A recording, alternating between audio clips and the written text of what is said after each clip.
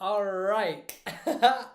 We are live, I think. Let me know in the chat if you guys can hear me nice and clearly. What's going on, everyone? We got so many people in here already. Brazen says, holiday season and social detox is over and ready to go again. I didn't know you were on a social detox, man, but that's wicked. You should keep up the social detox. That's what I'm sort of doing right now.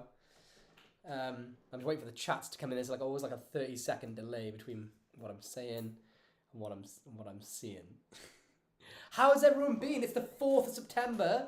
Can you believe the summer is gone already? I've missed you guys so much. I wasn't here for my birthday episode, but it was the week before that I was on, or the birthday service. So I'm back, and I figured we'd have a pretty good session today. And you can ask me anything whilst I've been away. And you could also, I thought I'd teach a few different tricks today, and I'd show you guys a trick or a card piece which is super fooling that I seen over the years, but I don't know whose it is. So I can't teach it to you. Obviously, we'd never teach anyone else's magic, but I'd like to show you the trick, and then maybe one of you can point me in the right direction of the crediting for it because I don't know whose it is, and I'd love to see. Elwyn White says, you look a lot better now. Thank you so much. I feel so good at the minute, dude. So Alex says, Leeds is the same day as London or the Magic Circle or something. Hope you had a good birthday. Oh, thank you so much, dude. Yeah, I had a great birthday. So just as we're waiting for people to sort of join the stream for the next few minutes, I'll just talk about what I've been up to. Kind of self-centered, but there's nothing else to talk about unless you have some questions. What's going on, Sean? Good to see you, dude. Yes, Patrick, you've made it. You're on time, my friend. So I had a great birthday. I just had quality time. Yo, what's up, Turkey from Norway? What's going on, man? And in case some of you didn't see the last tutorial Tuesday, thank you so much, DJ the Magician. Thanks for the birthday love, dude. I've come off social media in a sense. So just because of what I do, and because I'm on a public platform, I get flooded with inboxes on Facebook and on Instagram. I was gonna pull up Facebook on my phone to show you. I cleared my friend requests last August, but just before August. And when I checked it the other day after I was gonna post a final post on there, I had 446 friend requests in a month. And then my inbox messages, I counted roughly since I last sort of tried to clear it, 750. And it's just not manageable. It's not manageable to be able to reply to everyone, go through, separate what's important, what's not important. The majority of them are not important, but I get these messages or Facebook calls at all times of the day. I get them like 3 in the morning, 5 in the morning. Some people get really disgruntled if I don't answer a Facebook call, but I never know them. A lot of them go to my spam and inboxes.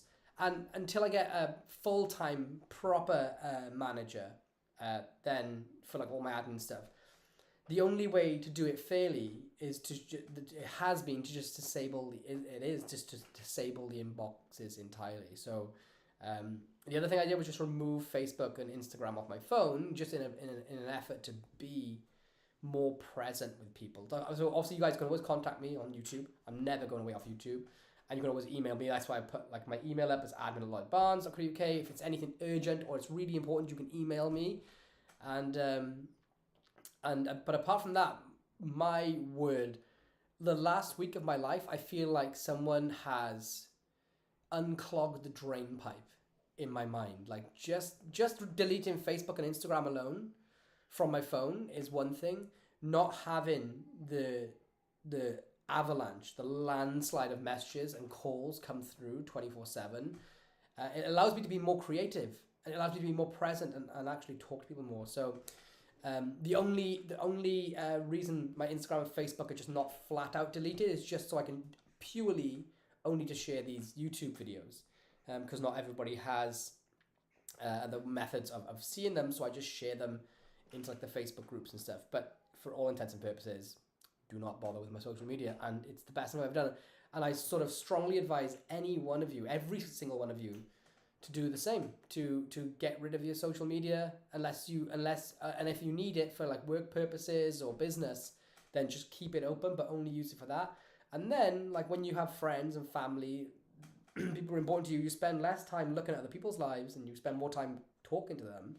And anything important, just let people have your email address so that you're not contactable 24 hours a day. and not just like mental health reasons, but also just for like being more creative, being more productive, just being more present. It's all of the above, and it's like the best feeling ever. So yeah, my email's there. If you ever need me on my email, hit me up. If it's at least if it's urgent or important, please try not just to flood it for not anything important. But yeah, and apart from that, I'll be here every Sunday, as many Sundays as I can, unless I'm like away at a convention or something, or it's my birthday. But yeah, so let's read some of these comments. Alex, I'll manage your inboxes if you want. And that's really kind, but this like it's a really kind offer, but I have like some sort of setup going on at the minute I'm trying to manage, but it's all going to be through email anyway. Brazen's in the building. Pete Booth, who's the best Welsh person ever? Oh man, Pete Booth, probably Merv the Swerve, innit?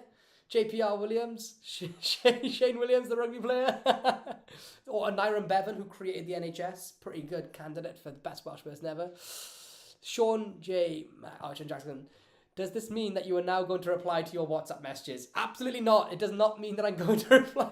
My WhatsApp is another absolute swampland. I have over 1,000 messages in my WhatsApp, and so guys, honestly, like as much as I'm between working at Murphy's, which is it's a real job. I create magic full time, and then running this on the side, running my YouTube channel on the side, and I do 2 videos a week and a live stream a week, and then having a family and things. Like it's really difficult to try to respond to everyone and get back to people and everything. And so the only way to do it is just to rip off the Band-Aid and just try to just be present in the real world. So Nathan says he's been off social 2 months and that's the best thing I ever did. Dude, I'm so proud of you. It's actually hard. It's addictive, right? Understand. Free at last, says Gillian. Live a real life, not just exactly. Yeah. Sakagura Gaming. Hope you're well, Lloyd. I am well. I'm doing really good. Thank you. Apart from I lost my wedding ring. Did I tell you guys this? I lost my wedding ring. Tigger T says, I had to get off social media and stayed off for about 5 years. Recently made Instagram and checked my old Facebook. It really helps keep yourself for a while. Yeah, great. Fantastic. Hey, Lloyd. Brian from King. Okay, Brian Ball says, what's your next project? So my next project, or my next release at least, is going to be Pro Caps, which is, it's the my take on the dynamic coins. So I can show you guys actually. I don't want to spend time self-promoting my own products, but I'll just show you quickly. Is this even full? Yeah, so everyone knows nickels to dimes dynamic coins, the little brass cap with the little bang ring, and then it's got a stack of shells. I think it's dope. I just can't believe that it hasn't been done with more up-to-date items, because it's one of my favorite tricks of all time. It's one of the tricks that gets so many people into magic. But I was thinking a while back, how would I, if I was young me again, when I was super embarrassed of performing magic, how would I take that to school and perform it? And the truth is, I wouldn't have, because I didn't. When I had those brass caps when I was younger, they were just too, I was so embarrassed of doing magic anyway, which I shouldn't be, I know, but it's just one of my things, at the time at least. But I would have taken a Coca-Cola bottle cap, and I would have got to take a Coca-Cola bottle cap and a stack of coins. Doesn't really look like you're going to do a magic trick to start with. And it's just getting in, and then once you're halfway into the effect, you're halfway into it. So I designed dynamic coins into this, something I call Pro Caps. You guys can see right there. And I just made it into bottle caps. You get 2 different bottle caps.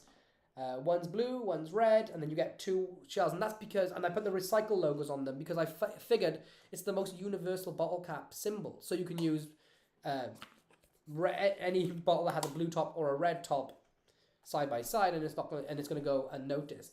And Craig Petty, I spoke to Craig and said to him, there you go. You can see a link that's not active. I spoke to Craig and I said, I'm bringing out this Pro Caps thing. It's funny because one of the only tricks that I've really produced that I don't perform these days, and it's one of those tricks which you don't need to road test this 1,000 times to know it works. It's just I've just basically taken the brass element and changed it into bottle caps. And Craig was like, oh, what? I actually perform this at weddings. I always take those brass caps. I show these a little all around. And he had 11 routines that are dope with with pro caps. So he actually ended up doing the full performances and the explanation, which is like 2 hours long of explanations.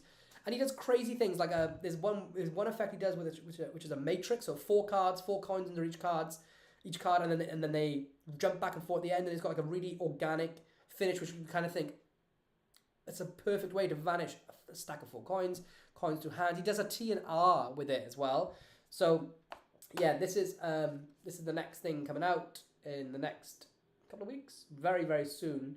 Which waiting on finishing off the trailer, and it's just the classic nickels to dimes dynamic coins done with bottle caps, because now that just makes it feel a lot more natural and unsuspicious.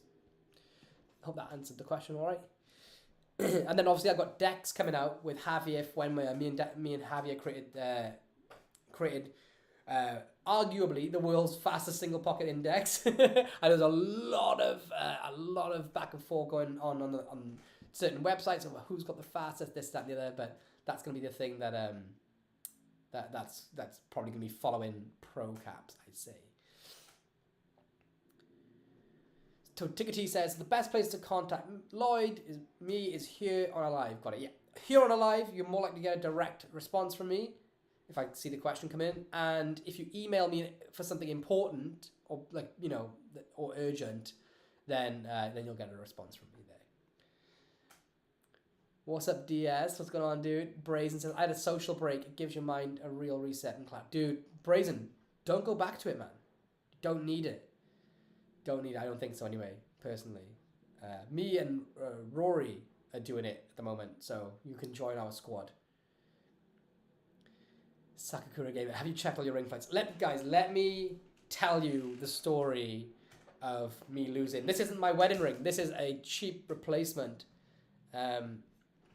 This is a cheap replacement ring.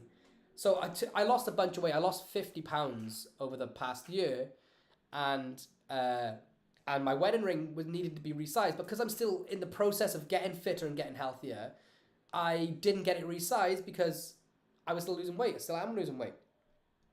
I went paddleboarding the day before my birthday. I went with my cousin, her partner, his kids, and then Kaylee and Bam Bam, or the Messiah, Thomas.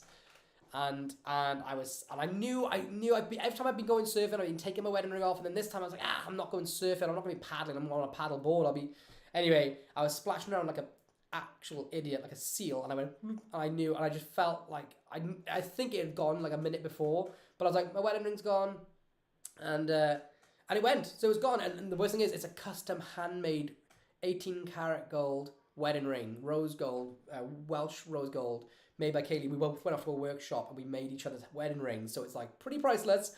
It's gone. I've been like trekking down the beach and looking at nighttime, and it is not coming back. It's gone in the ocean. So yeah, that happened. But I was kind of like, Kaylee was upset, like, oh, it's gone. But for me, it's kind of like I was relieved in the weirdest way, because I had this phobia of it going, and to me, it like a wedding ring's amazing, like it symbolizes everything. I got a heart tattooed on my finger for Kaylee anyway, so that's not going to drop off unless I'm like Jamie Lannister. But so for me, it was the strangest thing. Whenever like something apparently traumatic happens, or like an emergency happens, or something bad happens, I always feel like a sense of calm and relief, and it's always like the opposite to how like most people react to the situation. But I was like, it's gone. I knew it was gonna go. It's gone. It's material. It can be, I can get another one. It doesn't change that we're married. So I was totally chill, and we just carried on paddleboarding for a bit. And now so I'm getting another one made by someone. I bought this cheap one off Amazon. The last time I bought a cheap one off Amazon was my honeymoon. I went to Magic Live and didn't realize, but when I got to Magic Live, I was eating ice cream out of a metal bowl, and the ice cream went and it stuck to the fingering, because the rings that you buy off Amazon that are cheap are also magnetic, and it was like £8. So there's a little life pro tip for you, and I didn't find that out until I was eating ice cream in Vegas. Yo, what's up, John? How you doing? Nathan performed at a wedding last night. All the female, she was 82. Well, whatever floats your boat, man. I love the nickels to dimes. That's a great idea. Bottle caps, awesome. So organic, just casual way to bring it in. Thanks, dude. Yeah, it says brazen. Take a tea. Did I decide a name on the blank deck? It's the one thing I haven't done. I haven't chosen a name for the blank deck trick because I don't like the names that have come in. I'm so passionate about it being like the best. I think arguably the best trick I've ever created that I cannot decide on a name. So I think I'm gonna pick a winner at random next week, just totally at random, and then name it myself. Because you guys know I find it very hard to relinquish creative control. Alex Bow asks, but is it the fastest?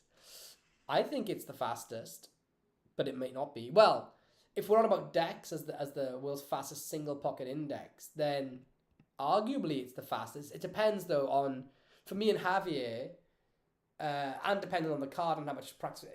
If you're wearing skinny tight jeans with one pocket for all 52 cards, me and Javier, if it on half the cards at least, they can be taken out in under 2 seconds and performed with. But somebody who's not used to the index might take longer. So it's one of those subjective things. The big thing about these indexes and the big discussion that I'm seeing it on people, one guy got infuriated that I claimed it was the fastest index, and I also it's apparently going to be the fastest index in the world on the market. So there's the other ones that are out there, the comparative, a lot of them are not released yet, so you can't really say I know a bunch of tricks that are the best tricks in the world, but they're not on the market. So there is that to contend with. But ultimately, what is important is that it's a single pocket index that fits. It's slimmer than a deck. It's slimmer than a box of cards. But even more so than that, all these indexes are good. It's not a zero-sum game. It's not about who's got the fastest index. And if that's what people are focusing on, they're focused in the complete wrong direction. As long as you can get these cards attained into palm in under, 5 seconds, 3 seconds at least, then it doesn't matter. They all have their benefits. Some people prefer 2-pocket index. Some people like 4-pocket indexes. Some people like indexes that you can't wear skinny jeans with, but you can wear baggy jeans and they might be a little bit easier to get into. It all depends on size and style. It all depends on your style and what you prefer when you're performing. But ultimately, like with decks, the hard part is waiting to bring your hand out, because you get the card into cop in 2 seconds, 3 seconds, and then you've got to wait for the right moment of misdirection. If you're just doing index work and you're having someone name a card and you're pulling out your pocket and you're pulling out your pocket, this is the worst use of an index, because the method's there. The end point is the pocket, so the method is the pocket to the spectator. It's like when people do, on the news or the weather, when people do magic apps, and it's like even though I know Cardaphone's a great app, but like when the magic happens on the screen like an animation, that's the end point. That's not a good use of app magic. So what I'm saying is, when it comes to pocket indexes, as long as they're quick in general, you're not taking 10 seconds, as long as it's less than 5 seconds, it's about how are you going to, it's about waiting to perform. When you perform, when's the best time using misdirection to bring your hand casually out and load that card wherever it's going to be. So I actually, as much as there's a lot of debate and some people getting really angry, I think there's room for a lot of different index on the market. It just depends on what style suits you, and the number one important thing is not using it incorrectly. If you're just racing to pull a card out your pocket as fast as you can, then you've done it wrong. And I don't think that's I'm hesitant to say, but that's not just an opinion of mine. If you are just doing that, it's the wrong way to use it in the real world. Not when you're demonstrating to magicians, because I know they're looking for that example. But when you're performing with it, just going boom, here's a card, boom, here's a card. That is the incorrect way to use an index. Does that help? All that because Alex Bow commented, is it the fastest?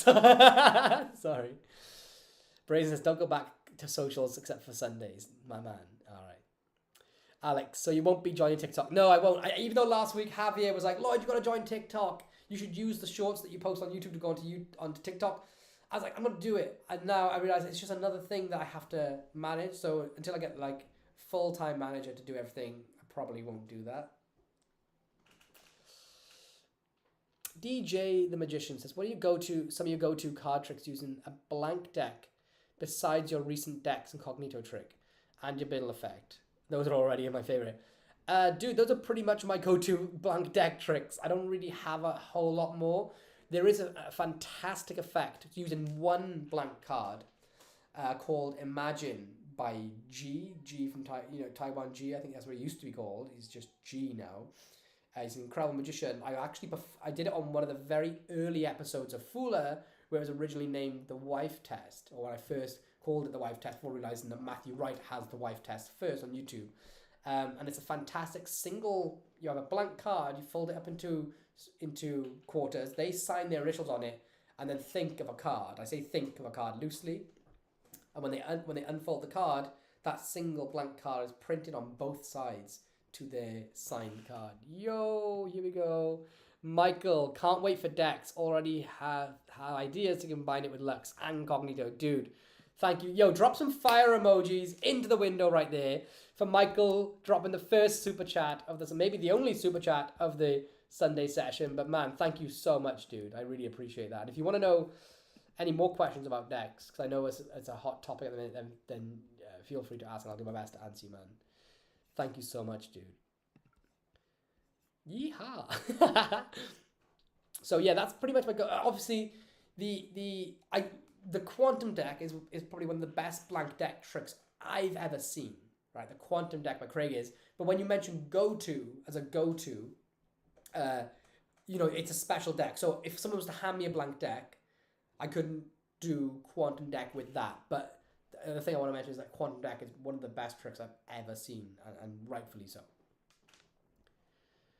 Tiggity asks, how did you tell Kaylee that you lost your ring? I can't imagine that she was happy. She was just really upset. But we both knew it was really loose on my finger. So when I was playing in the water, then I was like this. And I went, oh, and I said it before I go, should I take my wedding ring off? Nah, it'll be fine.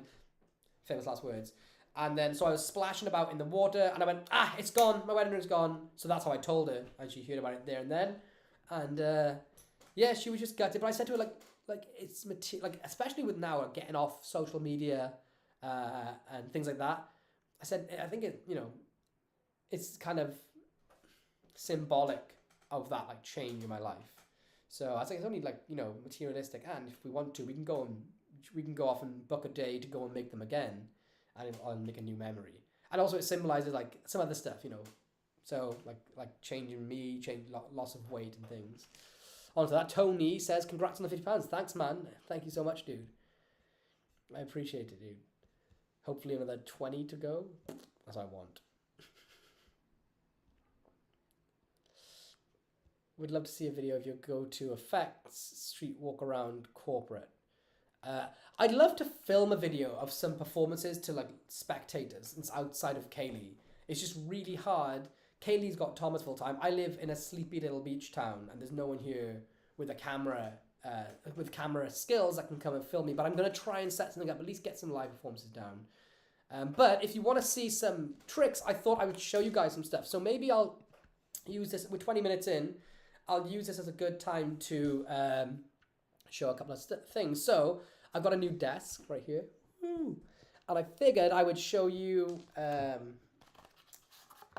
something using the box on the desk or using the deck. So this is a shuffle deck, and I'll teach this to you as well. Or maybe I'll teach it to you. If you drop enough likes on the video, I'll teach this to you. So shuffle deck, I'm going to take some cards out. We're going to need to use that right there, and an ace of spades. Where's the ace of spades? Do I have an ace of spades in here? I hope so. Okay, yes, we do. All right. Oh, I have not done this trick in a long time, so bear with me. But we have two cards here and an ace of spades. And let me know in the comments if you actually want to see and learn this trick. Okay. So we have an ace of spades right there, and we need a card selected. So we'll go through. Let's say this is the card they select. We're going to leave it in the center of the deck, about halfway down, like this. Sound fair?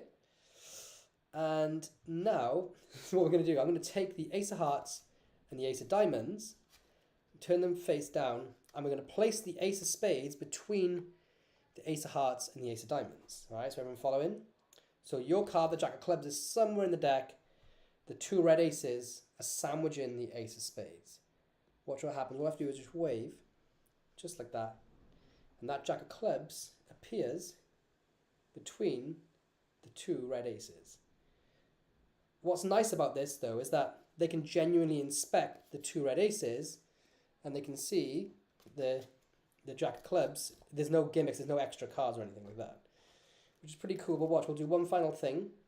If I turn them all back over, snap, that jack finally changes back to the ace of spades, which can go back to where it began on the box. And the final kicker is that those two red aces become two black queens.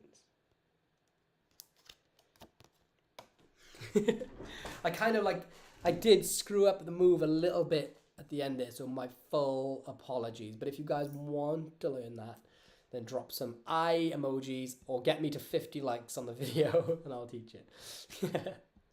And as I'm waiting for those comments to come in, I will try to read through some of these.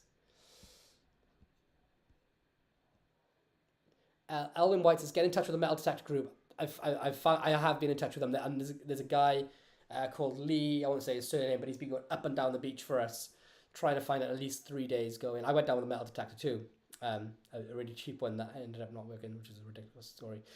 But King OK, Brazen, all about the decks.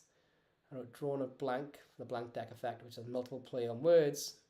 The thing about the name for the blank deck trick is I strictly did not want the word blank in it, because if anyone like a magician hadn't seen it before, then by telling them the name before, if someone says, oh, show that blank deck trick or draw a blank to so-and-so, then it spoils the kicker. So the word blank can't be in the name of the title at all.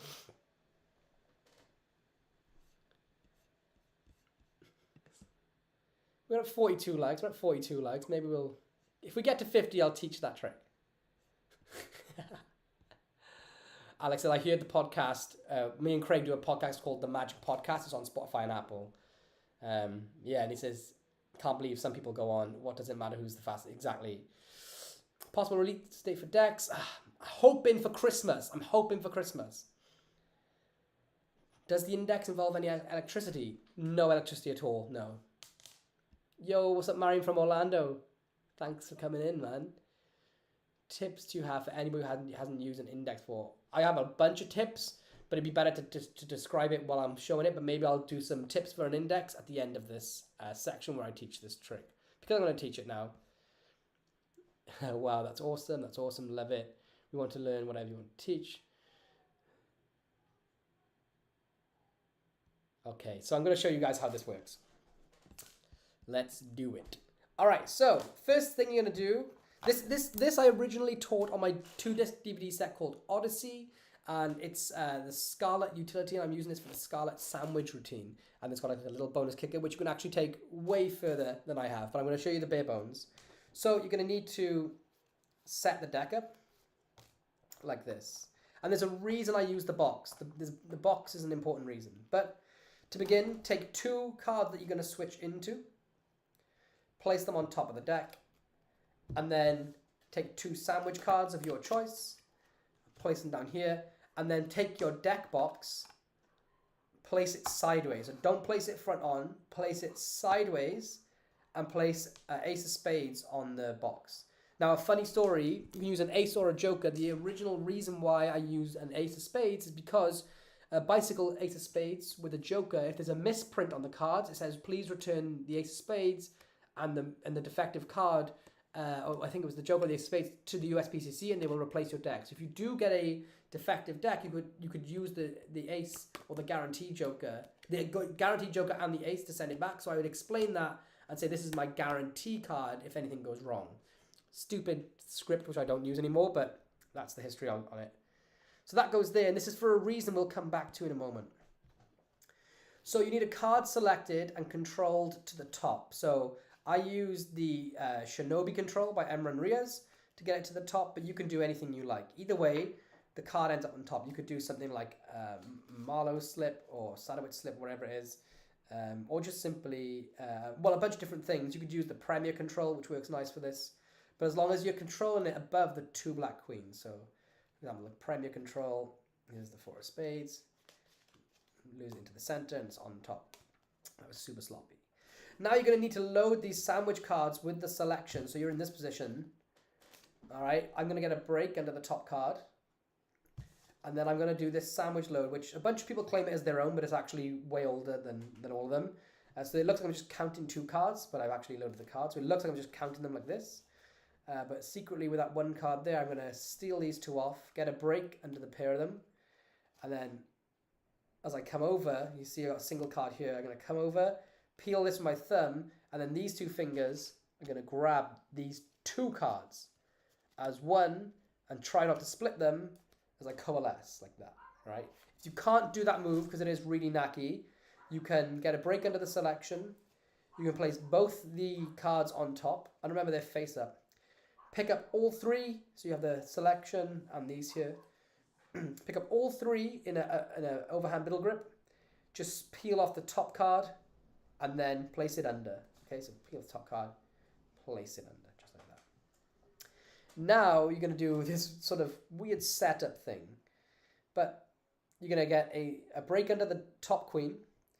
You're going to turn these 3 cards over, but keep them square on top of the deck, so nothing flashes. And then you're going to move this packet of 4 cards to the side, like that, and get a break, and just push over this singular card. It's going to look like you just turn 2 aces over and split them, okay? So at speed, while we're here, if I just reverse this, got an ace of diamonds, ace of hearts, you can just show them like this, and we say, watch, we'll place this ace of spades between these 2 aces, but this packet has 4 cards, okay? But it's only going to be seen briefly. Now this is where the box comes in. Because you need to pick up this ace, if this was on the table or on a card mat, it's a nightmare. It's a nightmare to pick it up, right? And you need to do this bit fluently. You don't want them to be able to focus for a long time on this packet of 4. But by placing it on the card box like this, 1, 2, 3, I can come over and just quickly pick it up and place it between the 2 aces. But I'm actually in this position. The ace of spades is sandwiched between the 2 black queens. And then I have the 2 red aces sandwiched in the selection above it. Okay. So the only tip I have here is when I'm making sure that this packet stays square, I'm pushing against the edge to create like a small step so that I'm able to do this on the opposite side. So if these weren't stepped over, I couldn't flick through them. But because they're pushed over slightly, almost, this is an exaggerated view, but because they're pushed over like that, I can do this. But it's only a small amount that I do it with my finger, okay? So I'm in this position, and I tell you just square and drag, that's all. I remove my hand, and now I'm going to show the cards like this. I say, look, the ace of spades is sandwiched between the 2 red aces. I turn to the side slightly, and what's going to happen underneath is I'm going to just flick off that 1 queen, which sounds dodgy. I flick off the 1 queen. My finger's going to go in between that gap, but I'm going to place my thumb here to push down at the front so that it doesn't split. Okay, so it looks like that. So at speed, I'm here, and I'm going to just reposition. Now all that happens is I'm going to shake the packet in my right hand, which is 3 cards, back and forth, as I square up these 3 cards. So if I split it into 2, this hand is going to split. This hand is going to square in under the cover of the split, all right?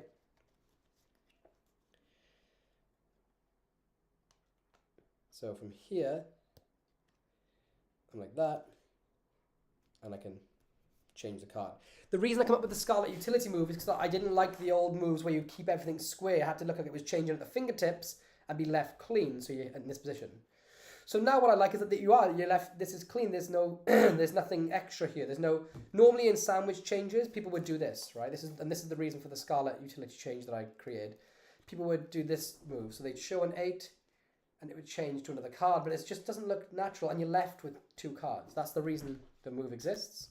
So in any circumstance, I'm here, and I've got the ace between 2 black queens on top of the deck. at this point, I can show like this, turn them around, talk about it. And now I'm going to get a break into the 3 cards. 3, okay, like this. So there's 3 cards. I'm going to break into all 3. And I'm going to do like an old 4-for-4 switch, which I think was taught in Greater Magic. I just seen a tutorial by Sean Hawke who goes over it really well. If you don't know Sean Hawke, go and check out his Card Magic tutorial channel. It's actually phenomenal, and he covers this switch on there and gives all the correct credit in. So, but I learned it years ago from Chris Kenner teaching the 4-for-4 switch, and it's fantastic. But basically, I got to break into all 3 cards, and like the original that was taught in the book from Sean, as these cards come over and there's a bit of cover, right? So that's a lot of cover. I'm just going to allow these 3 cards to flip open like a book, right? So I'm here, and underneath the spread, this is what's happening. But from like a performance point of view, and I messed it up, but that's the move, okay? And all you want to do is make sure that that ace doesn't flash too early. Oh, and let me correct myself, actually. You're gonna get a break under 4 cards here, not 3. So it's 4 cards. So an X card and these. That's for one extra detail. That's my bad. So here, like this, I'm gonna do this. Do the switch, like that. Turn these over and try and keep everything square for a moment, and now push and show that it's changed. All right. And the X card is so that it doesn't split and show anything else. All right. So either way, I've changed that ace back now, which can be placed back to where it originally began. But I've switched out the 2 red aces into 2 queens, right? And there's something I didn't show you in the performance, which I can show you in a moment. But now the kicker comes when I can place the 2 red aces either side, and wait for as long as I want. Now, if I want to, I can slip cut this jack into the deck, this random card. And because I still have the ace sandwiching the selection, I can either cut this into the deck, so I don't need to do the slip cut, and then show that it's gone through the deck, or I can, I'll be back on top, I can palm all 3 cards off as everyone thinks that the effect is finished, reach into my pocket and say, look, in my pocket, actually, I have something here. It's actually the 2 red aces. Or I can say that I have some cards in my pocket, because you probably want to delay the reveal of the aces. In my pocket, there's 3 cards. There's this one, your selection, and another card. But the strange thing is, that's the ace of hearts and the ace of diamonds. And these are the 2 queens. And you could do some different things from beforehand. So that's an extra little bonus kicker. But that's really it. So if you want to see it from the start, really quickly, I will go from the top. So 2 queens on top. 2 sandwich cards here and a selection. You're going to get a card selected. So let's say they go for this card, the 8 of clubs. The 8 gets lost into the center of the deck. You say, what? We're going to use the 2 aces, the ace of hearts, the ace of diamonds, like the flash. And what we're going to do is turn them face down and place this ace of spades between them, just like that. So the ace is between the 2 red aces. Watch what happens. Now I'm rushing it. I'm going to flash everything. But you've seen the explanation in the forms already. A shake, and now that 8 is left between the 2 red aces, which is pretty good. It's a pretty nice effect. Watch, we'll take them like this. So watch the 2 red aces. We'll turn everything face over. Snap. That 8 now becomes the ace of spades, leaving the 2 black aces, the 2 red aces either side. In my pocket from beforehand, we have these 3 cards, the selection. And you can fill in the blanks, you know what's going on. I went on way too long then.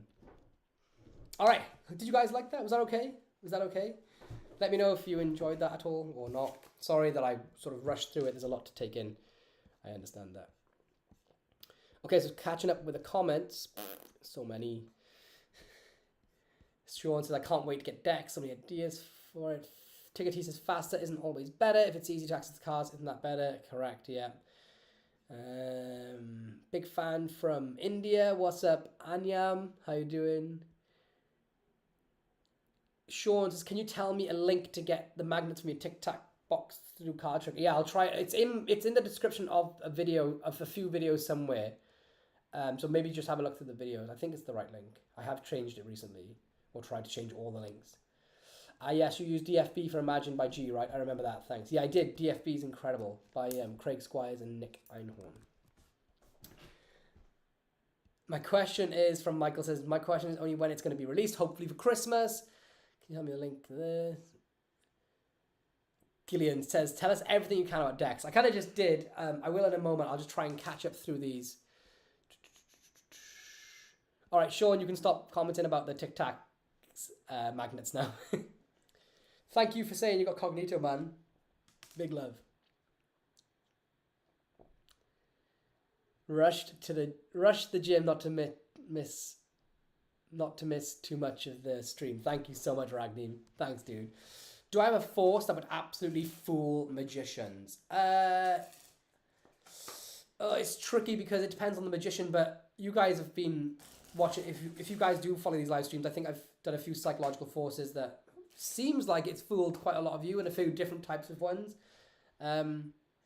I do know one which could sort of tie in to some trick that I might show you in a minute. And if anyone, I know this trick, which is a great magician fooler, and it can be used as a force as well, possibly.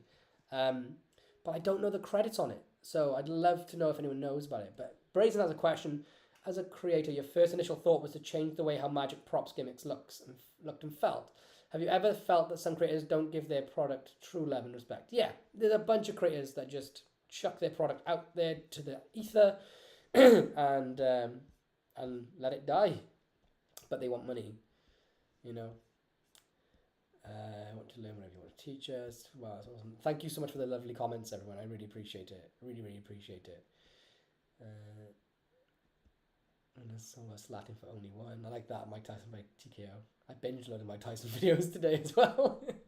Yeah, it is a great name. Please don't make us wait till Christmas. Gillian, yeah, it's going to have to be a wait till Christmas. I'm so sorry. Have you tried Craig's Cheeky out? I just got it and love it. I haven't tried it out, but I've been very familiar with the project since it's been going on, and it's just incredible. It's just such a good piece of magic. There's so much you can do with it. Stu Batman. Oh, Stu! Batman Stu. Kaylee received the cards you sent her, the abandoned playing cards. Dude, thank you so much. I've been waiting to do another live stream. I was hoping she would be here to call her on because she wants to say thank you personally. But man, thank you so much, dude. The only reason I have a message on socials is because, unless you haven't seen, I'm off social media now. So I didn't know a different way to get in touch with you. But I wanted to say thank you so much, man. Magic Answer, this is insane. I love it. Thank you so much, dude. Sweet. This trick is a lot more complicated than it looked like at first. Yeah, like a duck on water. All the way from Gallatin, Tennessee. Christian Magician. Thank you, dude. What's going on, man? I'd love to go to Tennessee. What's up, Andrew Niner? How you doing, buddy? What do you think of the TP change by Juan Luis Rubiales? Is that the one with the ball and it changes? Because that's insane. I thought that was gimmicked when I first seen it. It was amazing. Anyone here know Doug Conn? I've seen Doug Conn's video. He's so good. He's so good. Massive respect for Doug Conn. F you too, love. Cool. I'm trying to catch up the comments. Where are we at? Lloyd, the name of the trick should be Unis. Oh yeah, that was great. Oh, there's so much here. Greetings from Oregon. I'm loving Max. Oh wow. Can you upload that on your channel? Because I couldn't learn that. Yeah, maybe one day. I think it's a bit. What was the hardest trick for me to learn? Okay, that's a good question.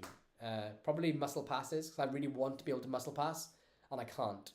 And I'm still trying. It's not like a clip shift where I wanted to learn it for fun, or like a classic palm that I suck at. But yeah, muscle pass, I can't do it. Really want to be able to do it. Will I upload that trick on my channel? Maybe one day. I think it's a bit too weak for the channel, but maybe one day I'll upload it. How do you spin cards like that? Oh, that's just called a pirouette. I learned it from the trilogy by Dan and Dave, but this is what it looks like. And what you're doing is, under the card, you're gonna find the natural center of a card, and it takes time just to do that. But I use my middle finger like this, and then some people push forward, some people push backwards. Depends, but I use my index finger to sort of like kick the card back. But before I do, I like sort of push it forward and backwards a few times, and then when I do that, I just release my thumb, as somebody reminded me in the live stream before, to release my thumb. And it goes, and first of all, you'll just start off being able to do this, and you'll drop it a lot. The balance is very important for longevity. And then eventually, you'll just start being able to do a full rotation, and then you'll just get it. And it's wicked to do it with like credit cards in a store, because you just end up just showing people magic with that. Alex Gertle says, "Can you tell me where I can buy black velvet?" To be honest, dude, I have no idea, but I would imagine, I buy pretty much all my props off Amazon. So, Stu Batman, this is a great question. And my favorite way to do a double. What's my favorite way to do a double lift? So I'll show it to you. I had the credits written down in my notes, and I've forgotten it now because I found the credits for somebody else. But this isn't mine, but this is my favorite way of doing a double lift, just so you guys can see. It's just to take, let me take the deck and shuffle it up.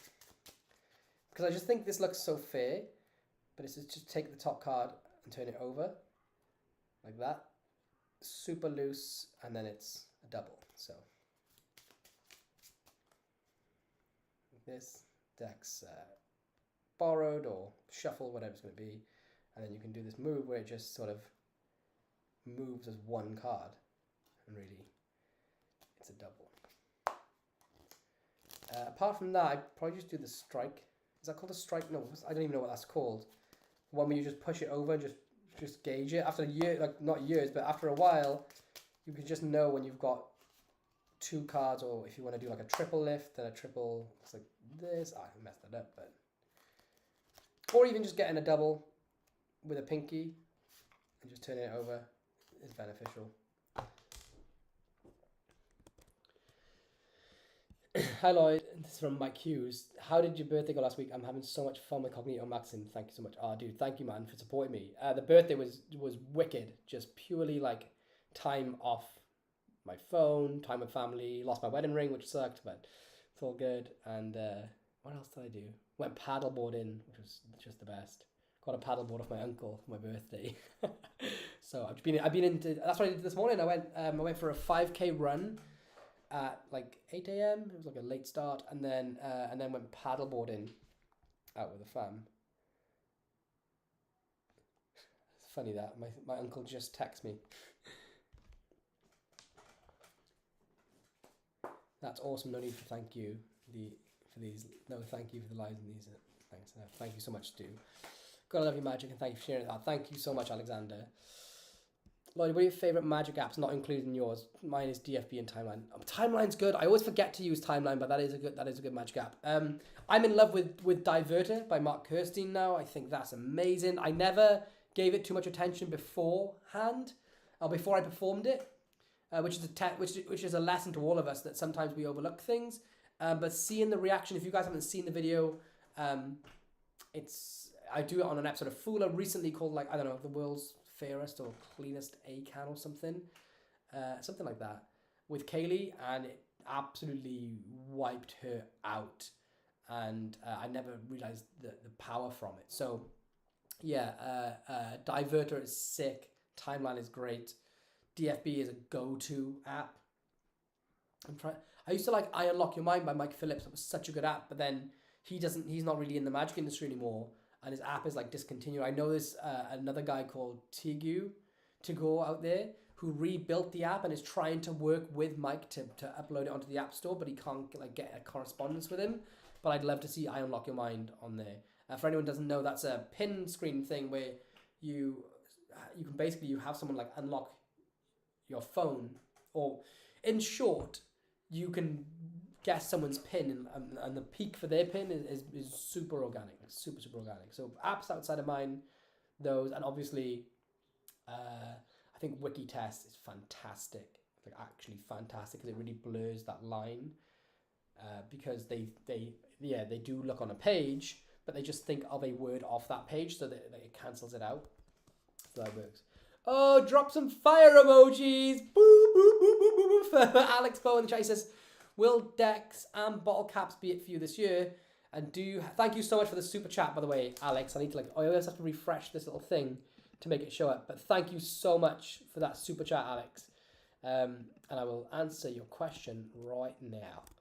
So, will decks and bottle caps be it for you this year? And do you have things in the pipeline for next year already? Yeah, I have a bunch of stuff in the pipeline in terms of releases for next year. Decks and pro caps probably the only things I think with my name on it coming out this year. Although I've had a bit of a big input with Chronos, but my name's not on that app. And I've been working.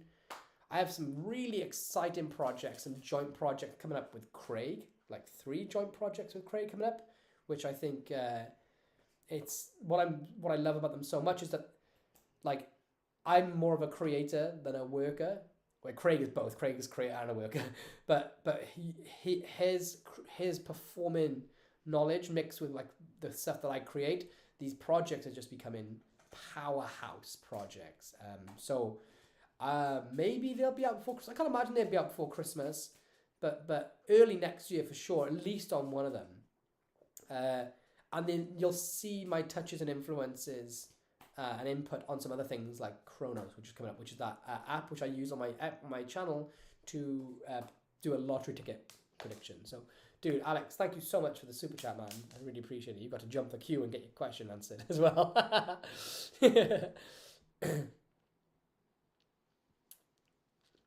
Dude, if you come to Norfolk, let me know and I'll take you for coffee and have a session. I'll teach you the muscle pass. Okay, cool. If I ever find myself in Norfolk, I will absolutely, like 100% message you. Doug is a good friend. And wow, Elwin White.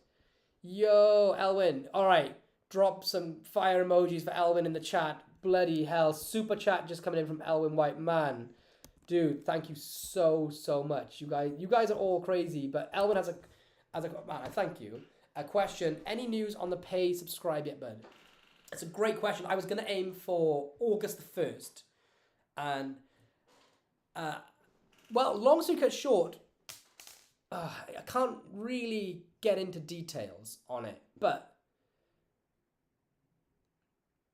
someone offered me to not do it and work on something else, and although I haven't committed to it and I didn't commit to it in the end, it was a fantastic, incredible offer that like I'll probably want to throw myself off a bridge for not accepting it in a few years' time. But it didn't feel right, and it didn't feel right for all of you. So out of respect, I told them I wouldn't launch the subscription whilst I was in this decision phase. Like thinking about their offer and things, but ultimately I didn't take the offer. And you guys will be happier for that when you find out the whole ins and outs in the future, when I can talk about it a bit more.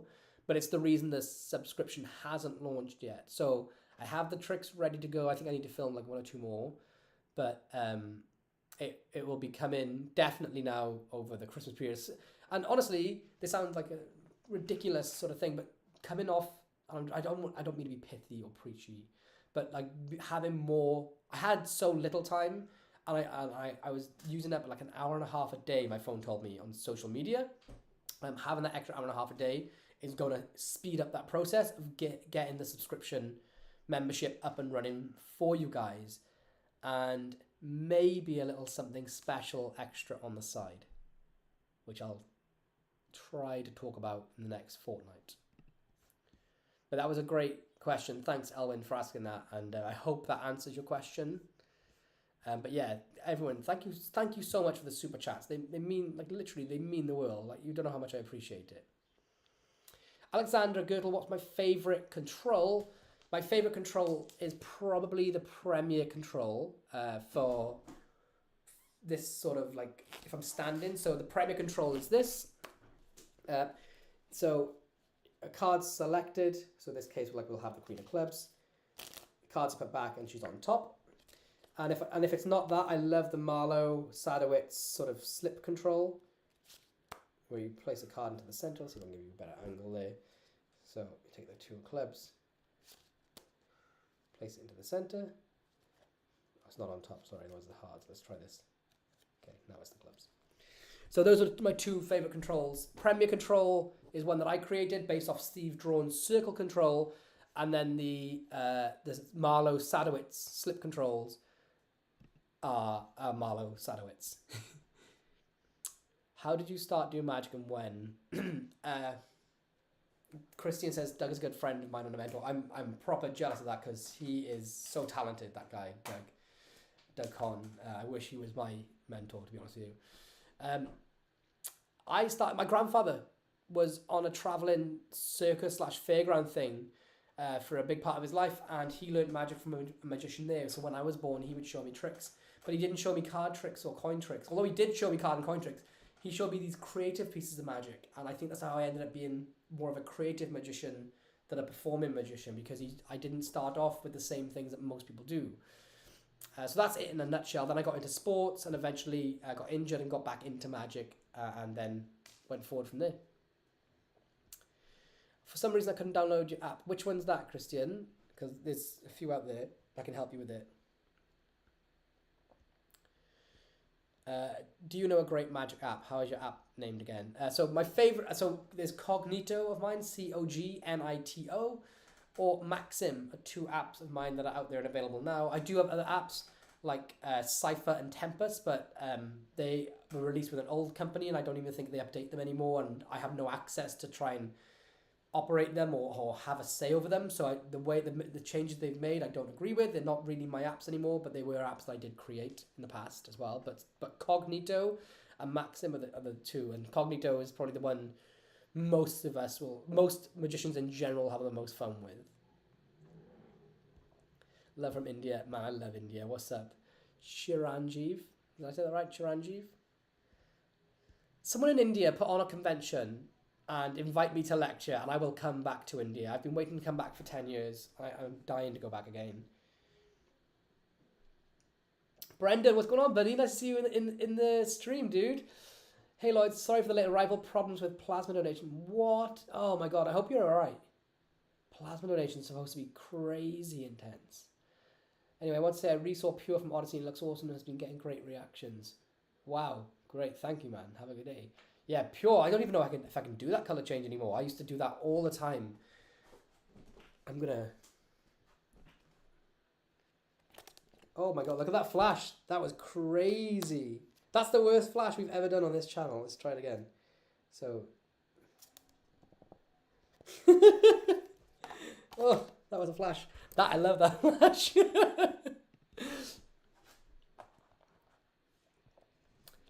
What's your favorite control that you use? I just showed it. David Timroth. Have you seen the cheetah card index from Vernet, or is it the sort of thing you deliberately stay away from until Dex launches? I've actually seen it. I checked out the instructions, and it's great. It's fantastic. It's not really, you can't compare them because Dex it's very purposefully a single pocket index. So with Dex, it just takes up one pocket, and you can wear skinny jeans.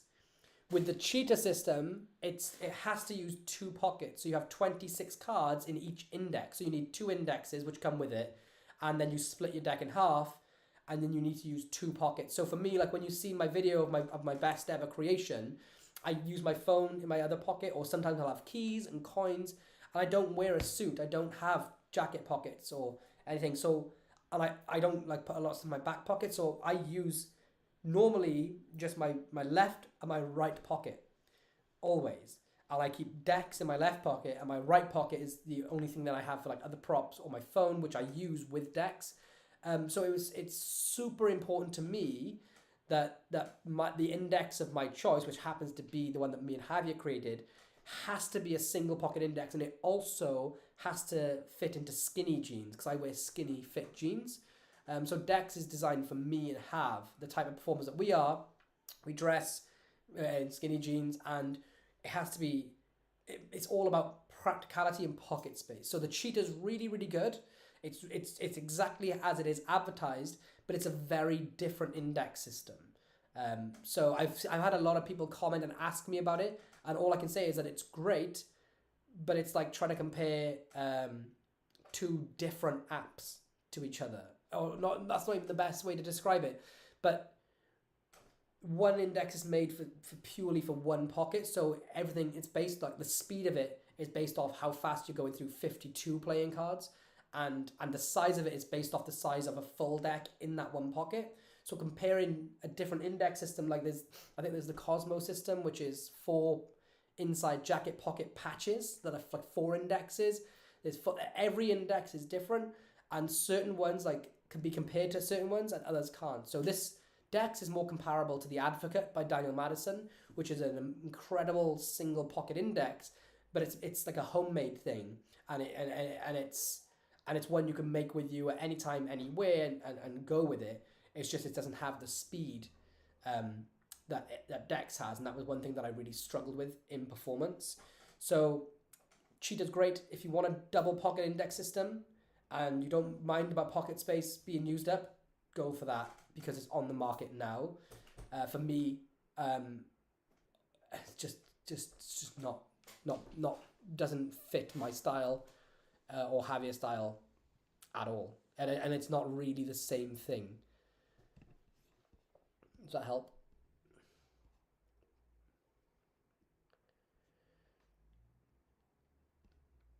Sean, see you later, dude. Thanks for chiming in, man. I sent you a WhatsApp. If you get a chance to read it, I'll try to read it, I promise. What is your favorite mentalism magic? I love Propolis mentalism. I love Propolis mentalism. I love Pete Turner. By the way, Pete Turner has a book coming out. You guys seen the live stream with him on it? The Sunday service 3 weeks ago, was it? With people on here. It's called Attic Salt. It's coming out this week, I want to say. I think it's very limited. It's an incredible book. I think if anyone's interested in mentalism, try your best. It's from Mind Effects with Michael Murray, mindeffects.co.uk. It's unlikely you'll get a copy in time because they are going to sell out. But if anyone's interested in the type of mentalism I like, it's basically Pete Turner stuff. And his latest release is coming out this week. There probably won't be many left on the shelf by the end of the first hour.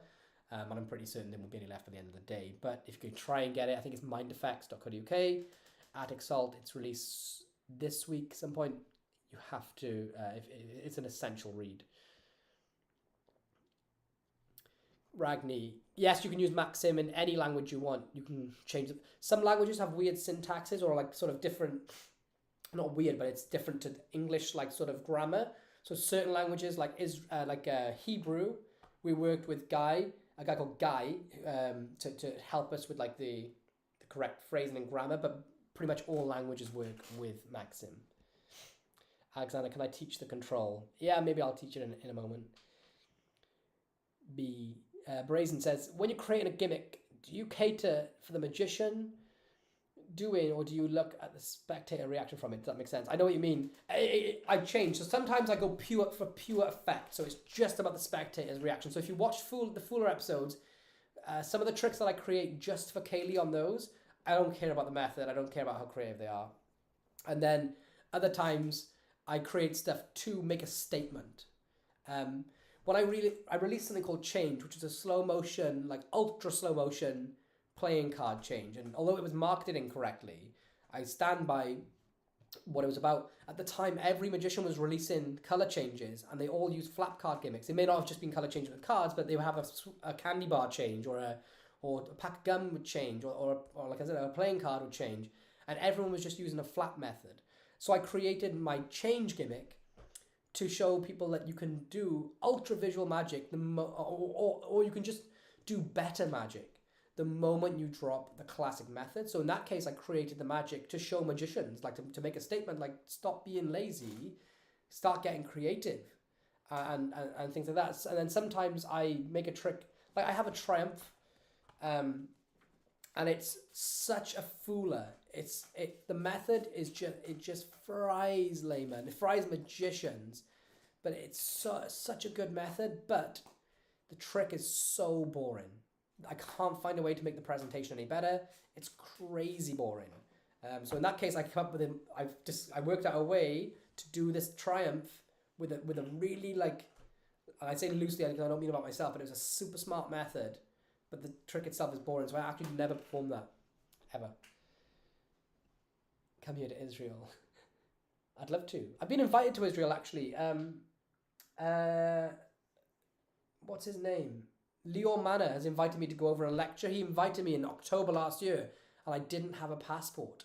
I don't even know if I've got my new passport yet.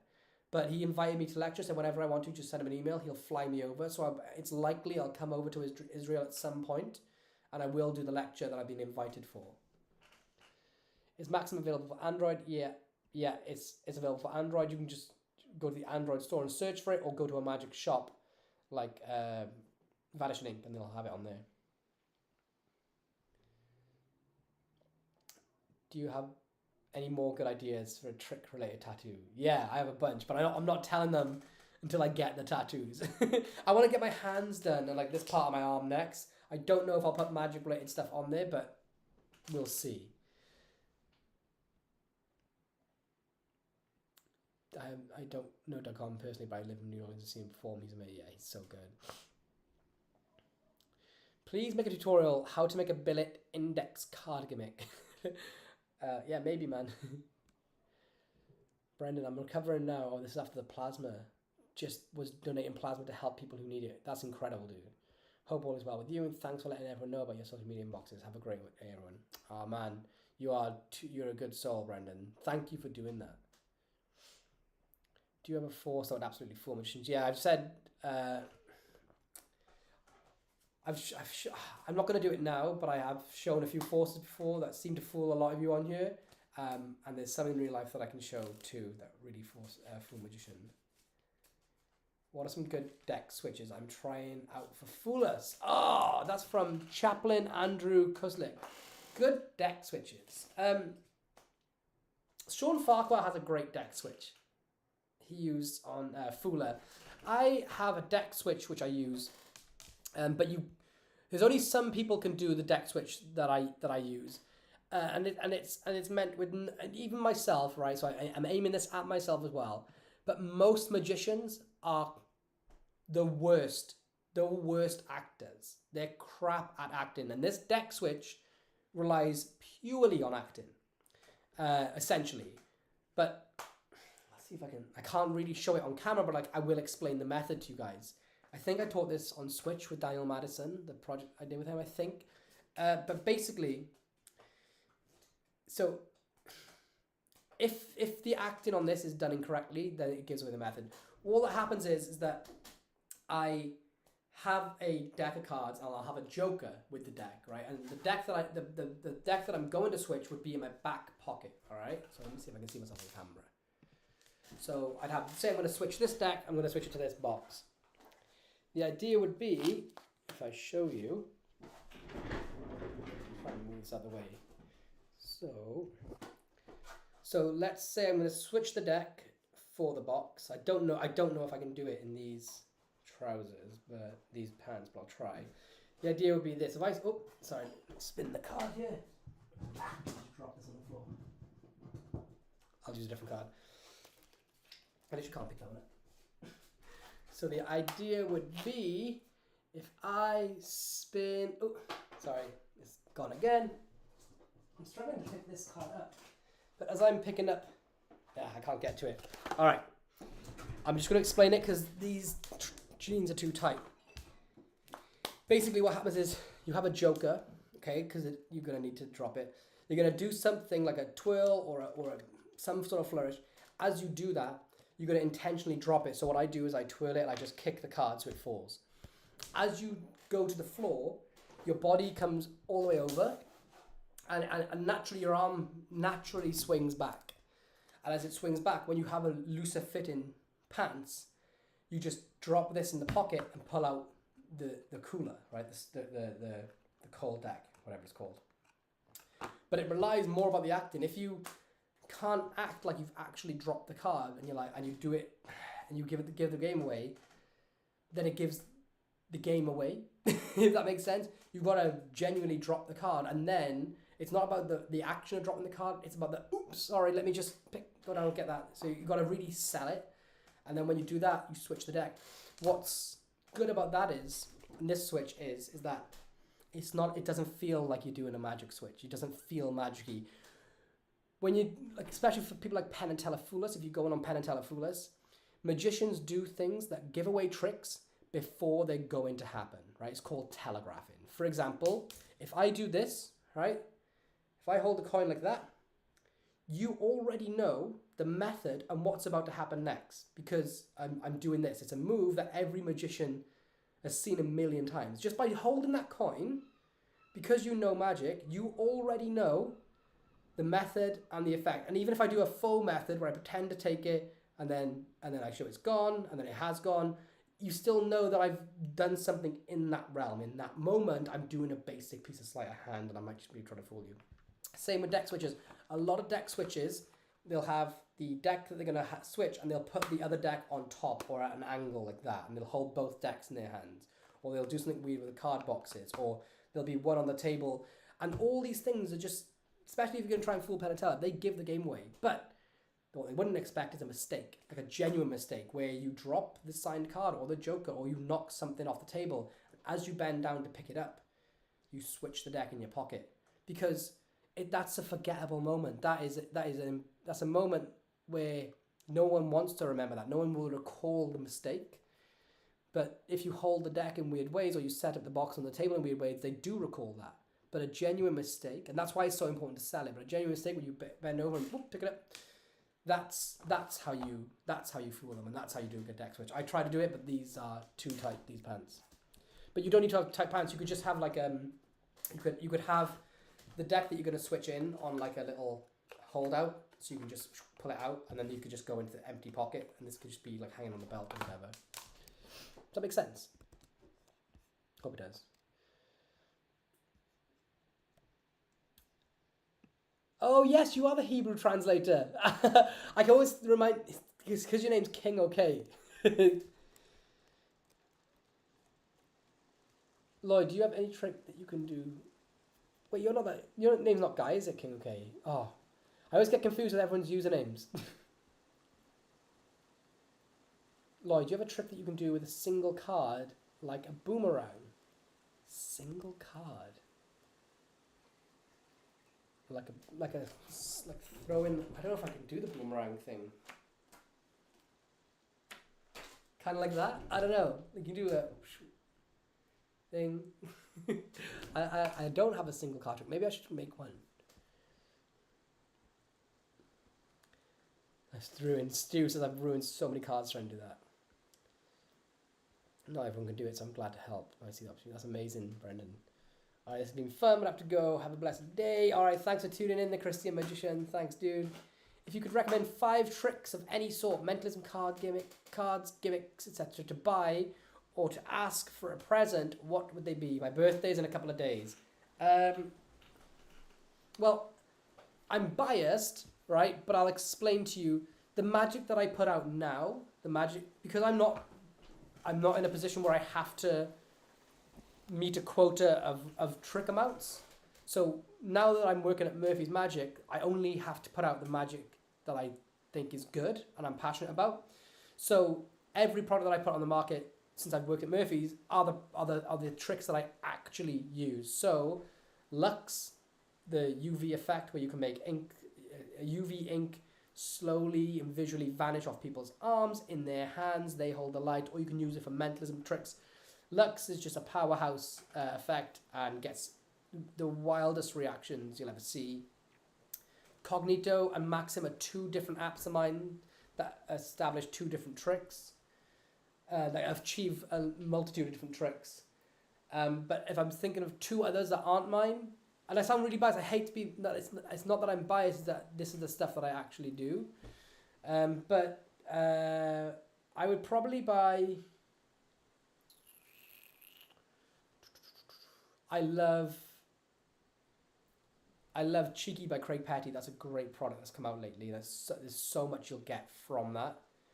And I like Chop as well by Craig. I know that he's my friend, so it's kind of biased, but Chop by Craig Petty got Katie to cry, and the routine was insane. So depending on your skill level, it's not really that difficult, but that's one of the more memorable tricks that I did on Fuller recently, and it's a trick that wasn't mine. And even though Craig's a friend, if it was a different person behind that trick, I would still promote it as that trick. But Chop really is the cat that got the cream as well. So yeah, that's what I'd go for. I'm sorry that I named 3 of my own tricks there. It's pretty gross, but it's the tricks that they're newish on the market, and the tricks that I use. David Team Roth says, interesting comparison with the Advocate. Looking forward to decks. Also, have you seen Lewis Laval's OTT? It's used for billets, but I can see some interesting uses with it. I haven't seen it, but I love all of Lewis's work. All of it. He's incredible. Lloyd was wondering if you have any Rebel notes left, like how you have Oddity DVDs. I'll come back later to rewatch for the response. Bye. I don't have any Rebel notes. That was my first ever release, I think. Rebel PDF, it was. I might have the PDF of it. If you email me, admin@lloydbarnes.co.uk, just say, it's Brendan. Could you send me the Rebel PDF? I will send it to you, Brendan, if I can find it. Ophir. Oh, yes. Oh, dude, Ophir, my memory is... I need to remember. Okay is Ophir in your surname. Yeah. Thank you for explaining the carbon spin. Oh, you're welcome, man. 57 likes. Let's get up to 60 likes at least then. Come on. Prestige, the movie. Who was the better magician? Team Bale or Team Jackman? Team Bale. He eats, slept and breathed his deception. Or at least one of them did. And I'm all about that. I'm all about the long con. So I think it was Team Bale. What do you reckon, Brazen? Who's your pick? Watch out, Teller's lurking in this chat, waiting to bust. Nice one, Alan. John, hi Lloyd. Hi, what made you learn card tricks, and what was your first card trick you learned, and your best one? My best one I just posted on the channel.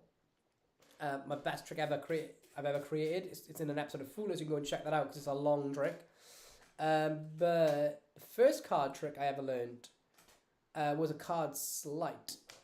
First card thing I ever remember learning. Oh, actually, the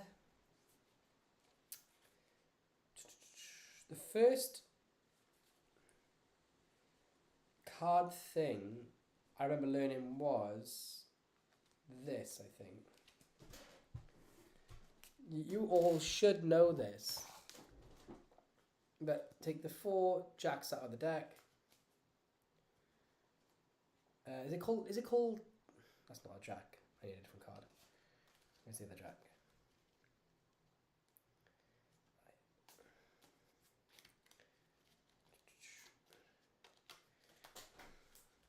Is it called McDonald's Aces or something like this? So this is the first thing I ever learned. I remember learning it from my grandfather. Put 1, 2, 3, 4 cards in the deck, 4 jacks, and they come to the top. Which is pretty cool. I think you should all know that method. I also learned, this is a different method. Oh, 1, 2, 3, the last one, the 8 of clubs, come the jack. And then the other thing that I remember learning was this. The glide. I can't even do it properly now, but you have someone stop there. You take out the Queen of Clubs and it becomes a different card. That used to fry my brain when I was a kid. That used to absolutely fry my brain.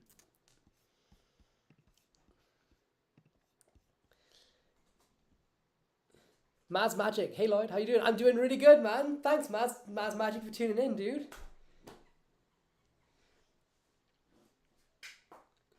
Heading to the magic store right now. Influx in sales activated. Brazen, I'm heading to the magic store myself. What? Stu Batman, what are the best but cheapest cards that you use to practice besides standard bikes? Ticket T, find bicycle seconds. They're bicycle cards, but they're seconds, so they're misprinted or they're not perfectly printed, and pardon me, they're way cheaper. And I use them for like tournament store like gimmicks and things. I use them to practice. So yeah, bicycle seconds I recommend.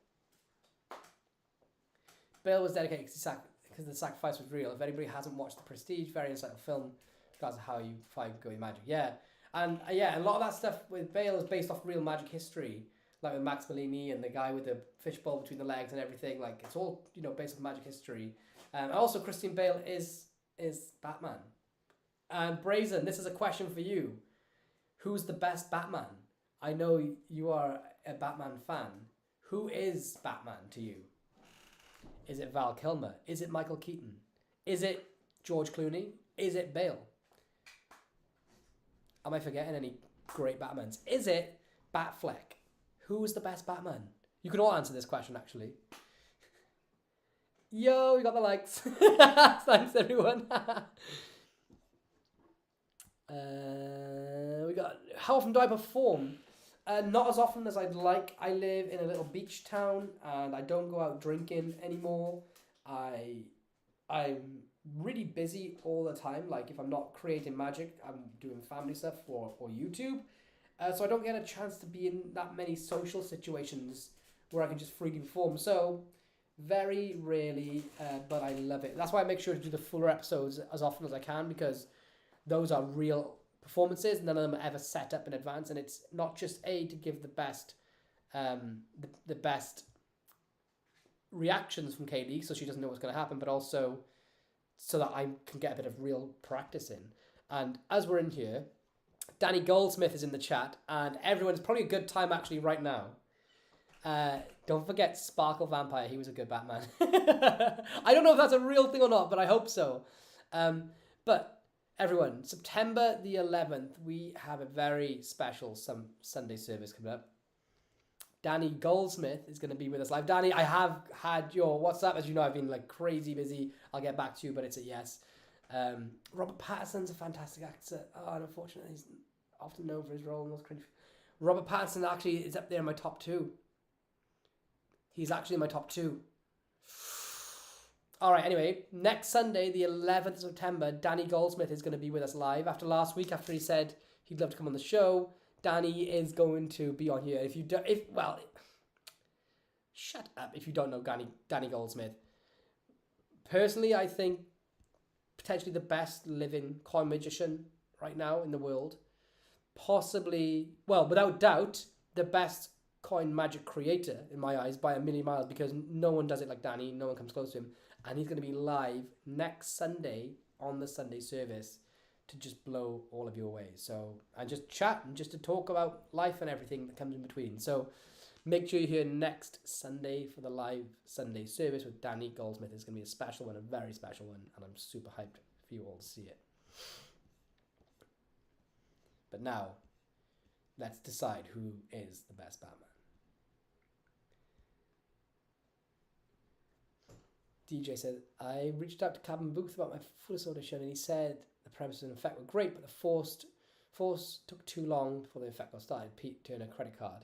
Any ideas to shorten? It depends on the performance, man. It depends on the routine itself. But maybe like write out a script and see what words you can ditch from that script, and then that could naturally start to take it down. And then maybe look at some other people that may have done similar segments on Fool Us with similar effects and see what they've done. Because the producers will have helped all those people to shorten down their pieces as well. So you can take some sort of artistic leverage from there. The 4 robbers, Elwyn White. Yeah, it was the 4 robbers. Elwyn says that on my first trick. I could do the 4 robbers going into the house and escape out the roof. I love it. Yeah, that was the whole thing. There's no brick and mortars by me, so all my purchases being online. I think I would lose my mind in an actual shop. Yes, yeah, dude, brazen. No brick and mortars by me either. I would be broke right now. Can you explain the trick from one of your first 4 episodes with the 2 decks in which Kaylee pull on one card and after that find a card in her deck? I think that was literally, it's called, if I remember correctly, if that's the right one, that's the trick that can't be explained. Literally, it's called the trick that can't be explained. I think, oh god, I'm going to shot. It's either Marlowe or Vernon, and I always forget. I get them mixed up. But it's Di Vernon or Edward Marlowe's. I'm going to have to Google it because I will be shot, kicked out of the magic world.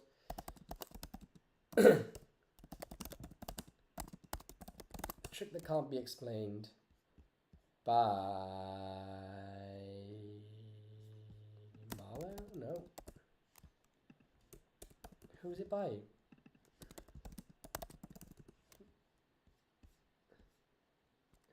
can't find it on here.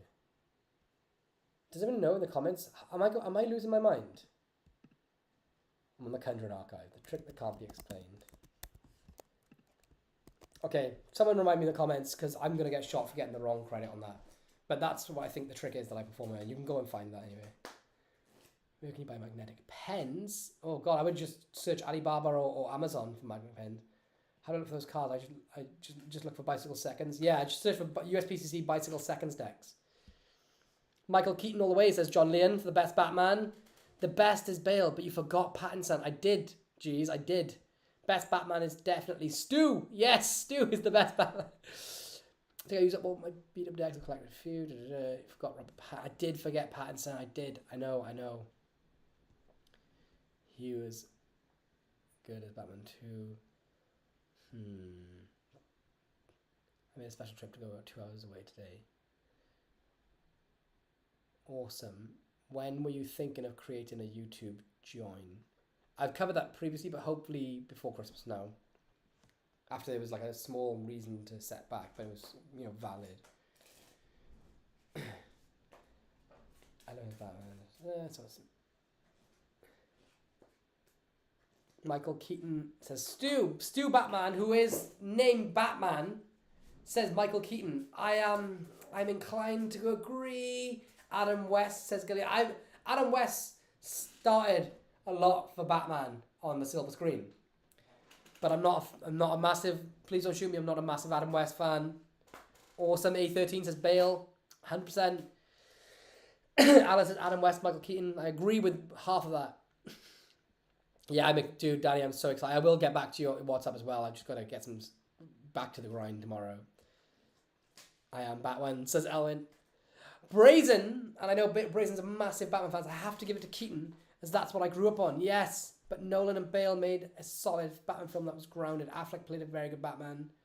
Very good Lost Man, but Pattinson's Batman is a good young version. Yeah, yes. I can't disagree with this.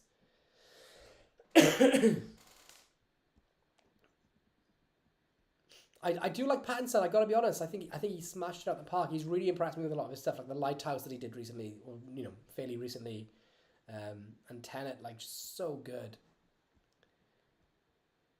The Joker has the best vanishing pen. Very, very true. Vernon says Gillian. Yeah, Di Vernon's trick that can't be explained. How could I always forget that? Not to be confused with the trick that can't be performed, which is every star magician's first self-made trick, says David T. Roth. Can I show the four Jack trick?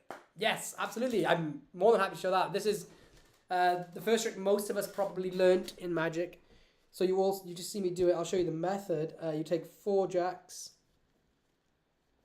There's another 2 and another one, which just happens to be at the end of the deck. So take these out like this.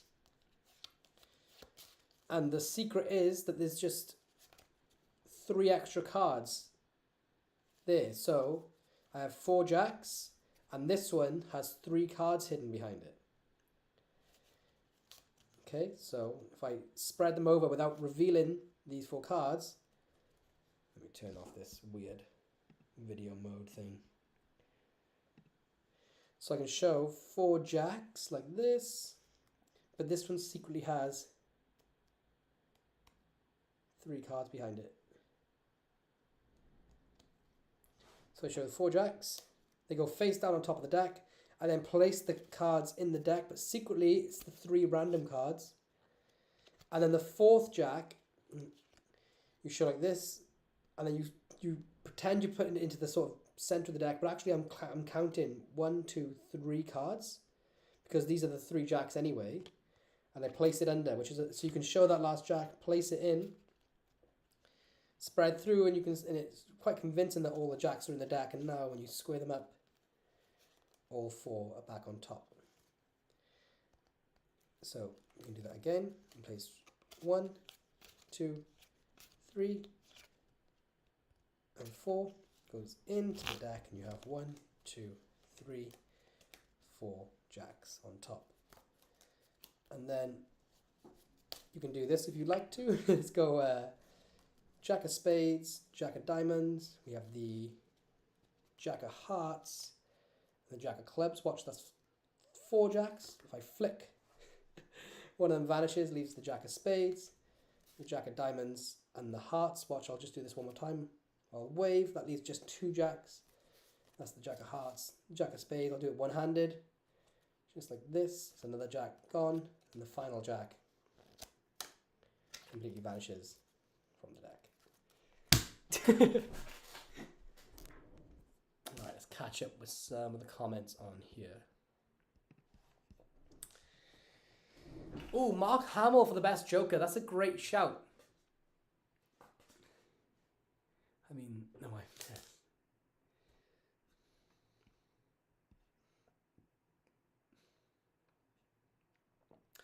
Do magicians or the circles you associate with agree with magic films like Now You See Me, or do you think it's a cash grab and disrespect to the arts?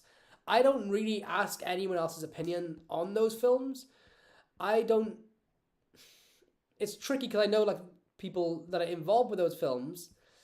I don't really associate it with the actual art of magic. I think they're just fun heist films. I think The Prestige was very much about the art of magic, and they very rightly got the tone of magic. But I feel like Now You See Me doesn't give a real representation at all of magic. So I don't think it does any damage at all, because I don't really think it delves that deeply into the magic realm. It's more like a heist movie. So I don't think it does anything either way.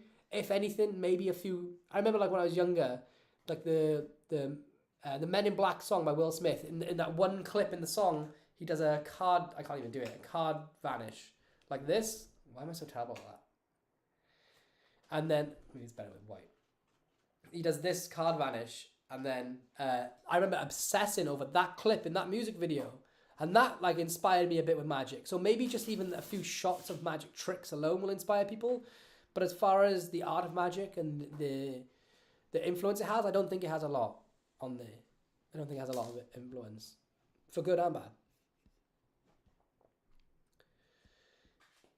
I didn't realize there were so many Batmans. The best Batman was my cat. His name was Biscuit. And he convinced my neighbours that he was a stray. They took him in and he lived at both houses. I love him. What a great cat. Little Biscuit. Wow, some like nude dating sites are in here. What the hell is this about? Hide the user on this channel. Bye. Yesterday, I made a cardbox shell for a deck switch I use with Timeline. I just find myself playing with it and making a box of cards appear and disappear. That's great. That's a great that's a great use of your time, as far as I'm concerned. Called Jack's Robbed a Bank, I guess. Yeah, something. Yeah, I guess something like that. So much conversation about Batman. Ben is a solid Batman for the version he is playing, and a troubled grey Alec. Troubled and a grey and angry. Was that in your big book of magic? I don't think it was in the big book of magic that I've got. I need to pick that up and go through it. Kevin Conroy from Batman, the animated series, was probably better than any of the actual actors. Is that the animated series from the 90s? Or, yeah, early 90s. Lloyd, block the bot. Okay, just did. What is your go-to trick when someone asks you to see a card trick? Mine is sometimes French kiss without the sign-in or folding of the card, but what are some of your faves? We rebuke you, dating site. I do something, I've talked about this a lot on the channel. I call it 2-card deluxe, but it's basically 2-card Monty. So I don't know if you know the trick that David Blaine popularized, and it's by Eddie Fetcher, isn't it? It's called Not This Then That, or some name. I always get it wrong. Was it Eddie Fields? Eddie Fields or Eddie Fetcher. 2-card Monty, but most people have 2 aces and they become 2 black queens or something. 2 red aces become 2 black queens.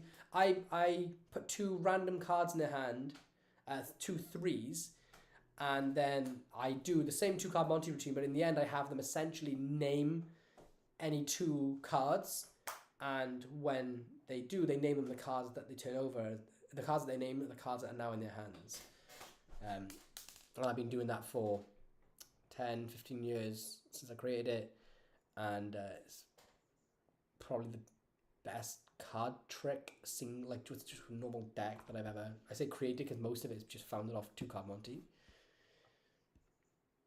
It's called Cops and Robbers. Alright, well, I have to go, but thanks for all the insight, Lloyd. I meant the trick which is called the wife test. Can you explain that for us? I don't know the trick that's called the wife test, I don't think. Kian, the best magician. Hi, your wife. Oh, thank you so much, Kian. I appreciate it, my friend. That is so kind of you.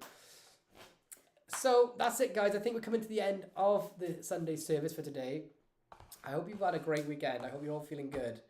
If there's any more questions you want me to answer, we've got another, say, 5 minutes. But this has been a great session. Thank you all so much to everyone for the super chats. Like I can never believe it when I even get one, but it means the world to me. I really appreciate all of you. And I appreciate everyone that just jumps on and comments and gets involved with the Sunday service every week. It blows my mind. And Lindsay Harvey says, I used to do card Monty with 7-Eleven deck and the spectator ends up with coupons in the hand. That's great. Manifold, am I joining the Vero hype? Pete McKinnon, Ramsey, Madison, all back on board. I've got Vero. I've got a good username on there. I think my username on Vero is just Lloyd B. Because Lloyd was bloody taken. But I've learned so much. Thanks, Kian. But I'm off social media, so I've just secured the username in case I ever need to use it, but I'm not going to use it. Thanks so much. Services by Dave TM. Thank you, dude. This was really fun. Thank you so much, Ophir. Well, thank you so much, Alwyn. When are you doing giveaways? I'm not doing any giveaways on the live stream, Kian, but maybe one day in the future, maybe for like a special, when I get to like 50,000 50,000 subs. I can't subscribers. I don't think I'll ever get to 50,000 subs, but if I do, I will do something special because that is like something I didn't think would ever happen. So what is the best adult dating site? I don't know, probably Facebook. I've never used a dating app in my life or had a dating site thing because I think I'm just too old. And I'm married now, but I've never used one, so I couldn't tell you. Yes, Conroy was Batman. Okay. Thank you, Lloyd. This is from Steve Sherman. I'm just a hobbyist and appreciate your friendly demeanour and welcoming attitude. Oh, thank you so much, Steve. Dude, to be honest with you, even though I work in magic, I feel like I'm a hobbyist. I'm not a great performer. I love tinkering and creating tricks, and some of those tricks, some of you guys end up liking and even owning, but really magic's just my hobby. It's not I wouldn't call it, like, some people make it their job and they don't enjoy it, so it's just a job. Magic's my hobby too, so I'm with you, man. And thanks for tuning in. I appreciate it. But everyone, thank you so much. Kian, the best magician, says, do I ever do magic to my wife? I do. And if you look at my channel, there's a whole playlist called Fooler. That's purely me performing magic to my wife, Kaylee. So if you ever want to see like at least 26 live performances to my wife, then there's your meal ticket, buddy. Yo, thank you all so much. Special thank you to you as well, Batman Stu, because you sent Kaylee the cards, and I thought she was going to be back in time to say hello to you, but she's not. But yeah, Alan, thanks for tuning in as always, dude. Take a tea on all dating sites, Ralph. Yeah, yeah. Any site can be a dating site if you try hard enough, I reckon. Even the Magic Cafe. All right, guys, enjoy the rest of your Sunday. Go and do something productive, and or just practice some card stuff. But yeah, love you all. I will see you all. I'll see you all live next Sunday, unless I'm at the Leeds Magic Convention, which Nathan so kindly reminded me about earlier.